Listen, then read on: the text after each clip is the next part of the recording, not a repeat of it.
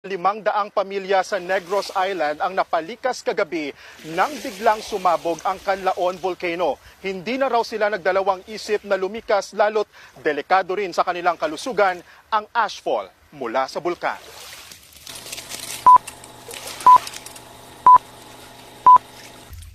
Sa time-lapse video na ito, saktong nakuhana ng pagsabog ng bulkang Canlaon sa Negros Island bago mag-alas 7 kagabi. Pagmasdan ang unti-unting pagbuga ng makapal na plume o usok na umabot sa 5,000 metro ang taas. Sa larawang ito, malayo pa lang tanaw na ng mga residente ang makapal na abo na ibinuga ng bulkan. Ayon sa PHIVOX, nagkaroon ng phreatic eruption ang Canlaon na tumagal ng 6 na minuto. Ilang sandali pa, eto na ang mga sumunod na eksena. Ang pag-ulan ng asupre o abo sa mga bayan sa palibot ng bulkan. Halos dumikit at matabunan ng abo ang ari-arian ng mga residente. Kinaumagahan, mas naging maliwanag ang lawak ng pinsala ng ashfall. Nabalot ng abo ang mga tanim at mga estruktura.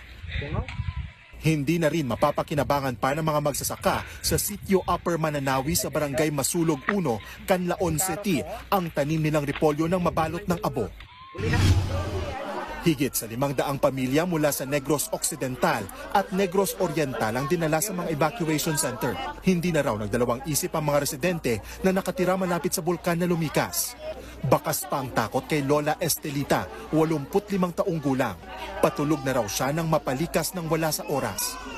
Kakuro ko ya daway na ko guro balo ko anong pujuton ko. Malagyo kaya kay amo sinaya.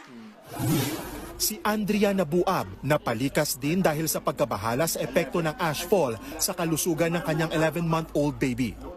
Mahirap sir kasi bata, mahirap makalanghap ng asopre. Dito na dumiretso, yung malayo sa amoy ng asopre.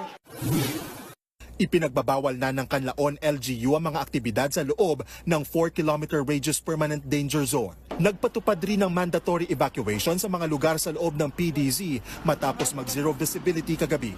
Pero aminado ang alkalde ng lungsod na may ilan na hindi pa rin lumikas. Isinailalim na kanina sa state of calamity ang Canlaon City na nanatili sa alert level 2 ang bulkan. Ayon kay Pangulong Bongbong Marcos, patuloy sa pagmonitor ng sitwasyon ang iba't ibang ahensya gaya ng PHIVOX, NDRRMC at DSWD.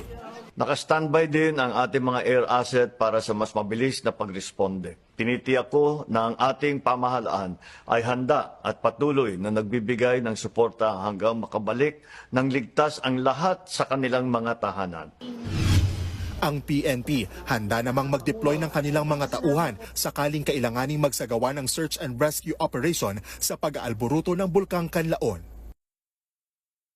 Ayon sa PHIVOX, namamaga pa rin ang bulkan, indikasyon na nananatiling mataas ang aktibidad nito. Nakapagtala rin ng higit sa 50 o halos 50 pagyanig sa buong Magdamag. Alam mo, Julius, buong araw natin hindi na aninag itong Canlaon Volcano dahil balot rin sa ulap, pero sa kabila niyan, patuloy raw ang pagbuga nito ng usok. Siniguro ng DSWD na nakahanda silang mamahagi ng higit sa 6 na food packs sa mga apektadong Negrense.